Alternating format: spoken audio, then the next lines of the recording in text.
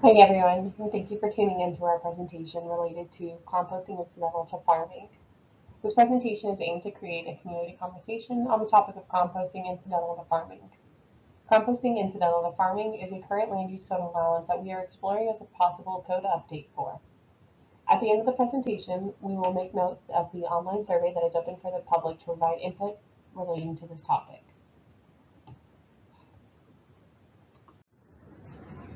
In this presentation, we will go over the general benefits of composting practices. We will also share the community goals that have led up to the topic of this discussion. We will then discuss composting incidental to farming use allowances and potential updates.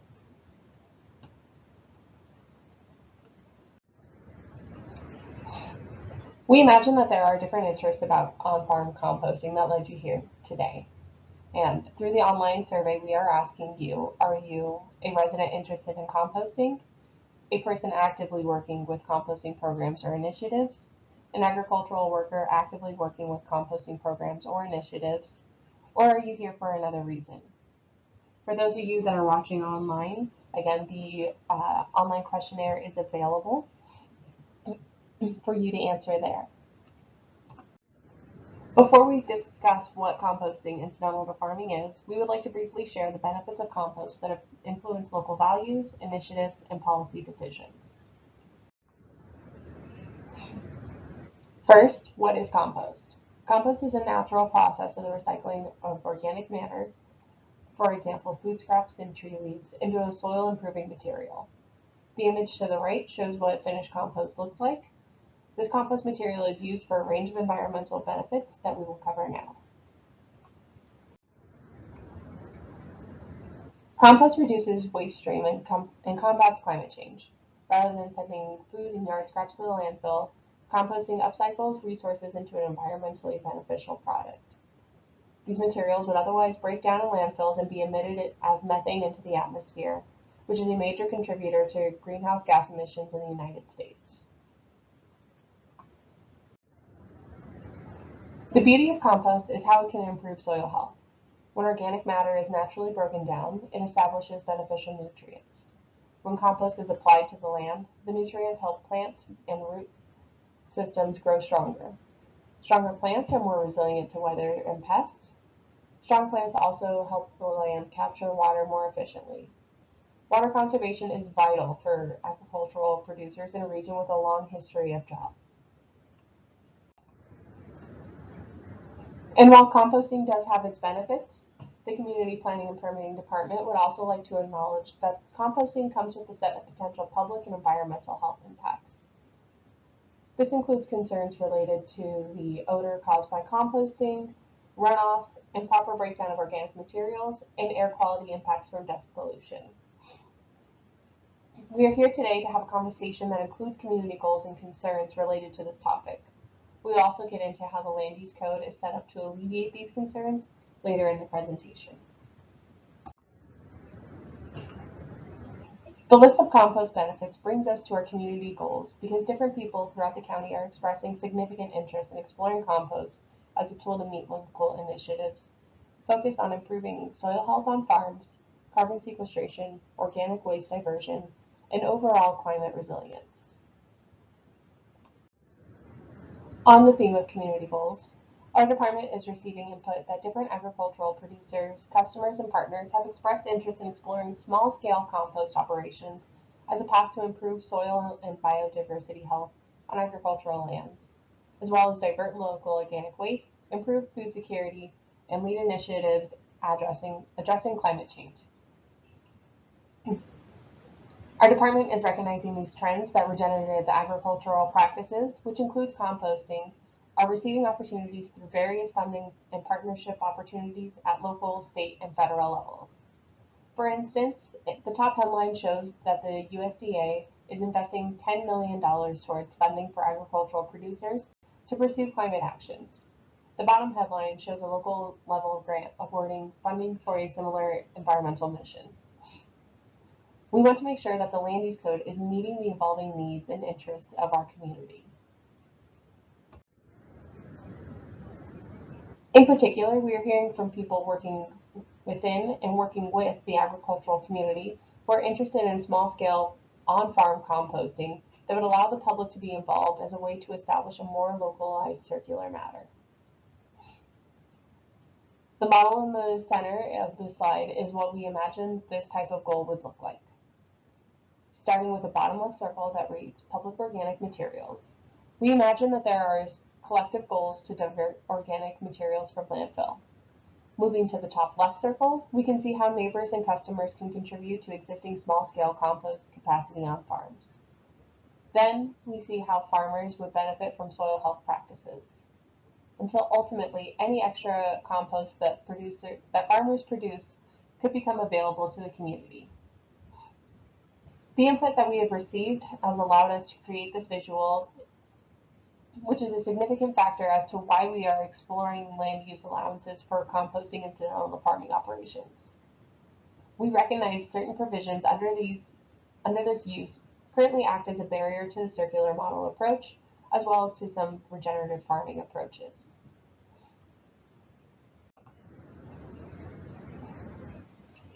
And now we will discuss the community plans that exist to support the values and well-being of the community and see how they relate to this topic.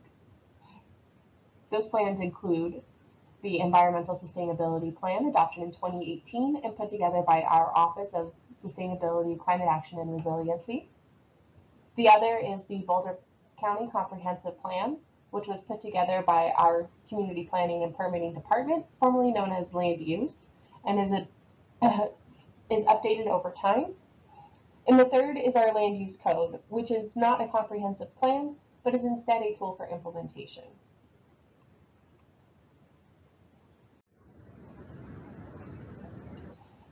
This Environmental Sustainability Plan for the Office of Sustainability, Climate Action, and Resilience. Part of this plan includes reducing county greenhouse gas emissions by 45% by the year 2030.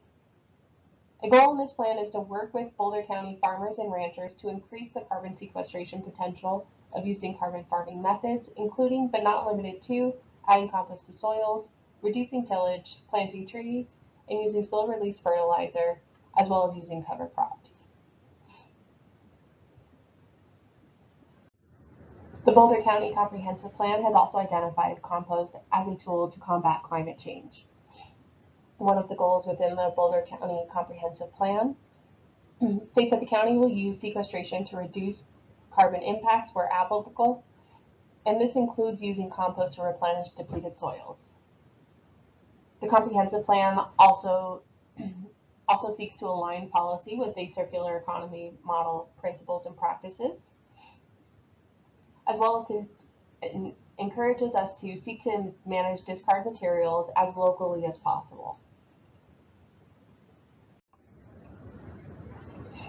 And finally, we have the Boulder County Land Use Code, which is one of the tools that our department here at Community Planning and Permitting uses to achieve Boulder County's shared community goals, such as those that were outlined in the Boulder County Comprehensive Plan and the Environmental Sustainability Plan. The code is intended to further the county's goals as they relate to the built environment. This is done by establishing compatible uses throughout the county and establishing parameters for those uses that are deemed to be appropriate.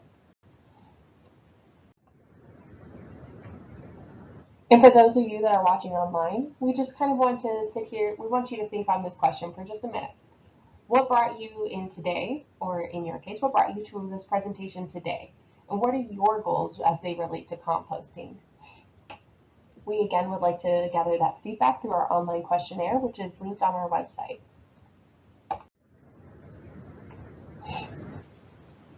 And now we will discuss in detail about the land use code as it relates to composting incidental to farming. The code currently describes two different types of composting uses. The first is the industrial composting facility. This is intended for large-scale commercial composting facilities such as A1 Organics. That photo on the right there is a photo of a composting facility, and you can see really the scale that we're talking about when we are discussing industrial composting. They tend to be larger. It's also important to note that these uses are not uses by right and instead must go through the special use review, which does require Boulder County's Board of County Commissioners to approve. And they are only allowed in the agricultural and general industrial districts. Instead, what we would like to focus on through any potential code update related to are those provisions related to backyard composting and composting incidental to farming operations. When we are discussing incidental uses, those uses are accessory to a primary use, so they only support the primary use. In this case, composting helps support farming operations within our county. The photo on the bottom right is an example of what a compost county within Boulder County does look like. These provisions state that none of the materials to be composted are collected on site from the general public. And when we are discussing the general public, we aren't talking about third-party operators. We're talking about CSA members, people that are interacting with the farmers as individuals. Provision number 2 states that materials to be composted are limited to agricultural and yard byproducts such as plant material and manure. And provision 3 states that composted material is not sold retail from site.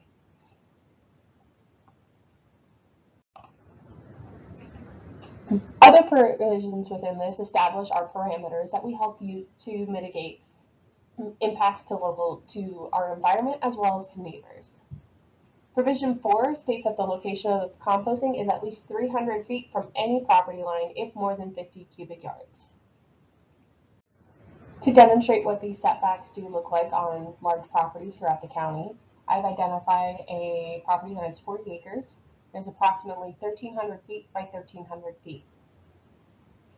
The circle on the screen is the area where compost may be placed. And it's important to note that when we are discussing the setbacks for composting, it's from each end of the compost pile and not just from the center of it. So from end to end, a compost pile cannot be placed any closer than 300 feet from any property line. Another one of our parameters that have been established through these provisions is that the total amount of active composting material does not exceed 1,000 cubic yards at any time. The photo on the bottom right shows what an image of a mulch pile at 1,000 cubic yards might look like, although it's important to note that composting often would not be piled up such as this, as it requires a good amount of aeration. And to get a better understanding of what 1,000 cubic yards might look like, we have done the math on how many buses 1,000 cubic yards, or how many buses would hold 1,000 cubic yards. And that number is about 7 buses. So at any one time, there cannot be more than 7 buses worth of composting on a site, and those 7 buses must be placed at least 300 feet away from all setbacks. And the 6th provision states that no more than 1,500 cubic yards of composted material may be removed from the site in any 36-month period. In that 36-month period, it's about 10.5 buses that may be removed from site. So that is composted material that is finished product that can be removed from the site within a 3-year period. And that total is about 10.5 buses. And now we will discuss what a potential proposed code update to composting incidental to farming operations may include. At this time, we have identified 3 goals for this potential update. The first goal is that we would like to reduce barriers for local producers who want to take part in regenerative land practices, particularly composting. We are also interested in reducing financial restraints for local farmers who may have interest in providing community access to finished compost product. And the third goal for this project would be to make sure that the proposed compost update language is clear and consistent throughout the land use code. In order to implement the 3 goals, we recognize that provisions 1 through 3 of the compost incidental to farming operations exemption would need to be amended.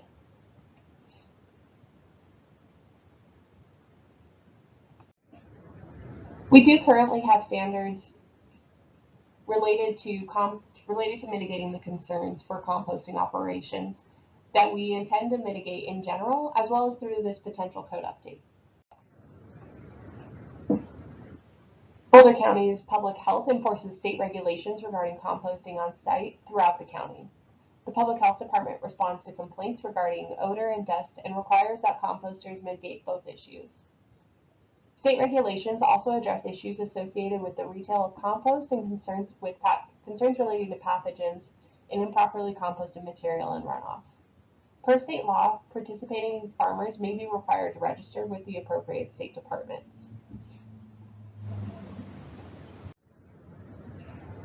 We also have our land use code, which is not only a tool for implementation, but is also our tool for enforcement. The land use code has established parameters for composting and smallholder farming operations that determine where composting on site may happen, how much can be composted at one time, and how much compost can be removed from the site. Our department intends to maintain, or at least certainly not increase these standards, and will develop additional provisions as needed to ensure compatibility with adjacent uses. In conclusion, this presentation and community meeting is an opportunity to go into greater detail as to why this proposed code update is being discussed now. This is a response to people expressing interest in small-scale, on-farm composting activities in order to meet various community, environmental, and sustainability benefits. This is also an opportunity to initiate conversation and to hear from everyone regarding the code changes under consideration. We do have an online questionnaire which is posted on Friday, February 17th and will be closed Friday, March 3rd, and is intended to collect additional feedback regarding code changes under consideration. We also have these materials available in Spanish. We do anticipate that our next steps include acquiring authorization in order to move forward with a code update proposal in March. There will be a referral and public comment period, which we anticipate to happen sometime in April. After the referral and public comment period have closed, we will go to Planning Commission, and the final step will be to receive approval from the Board of County Commissioners. All of these steps will include public comments and hearings, although this timeline may be adjusted as needed. Thank you so much for listening today. For more information, you can reach out to longrange@bouldercounty.org. If you would like to submit any comments, please do submit them there. We do encourage you to take our online questionnaire, as we are using that as an opportunity to quantify the feedback that we receive. Thank you again, and we look forward to continuing this conversation with our community.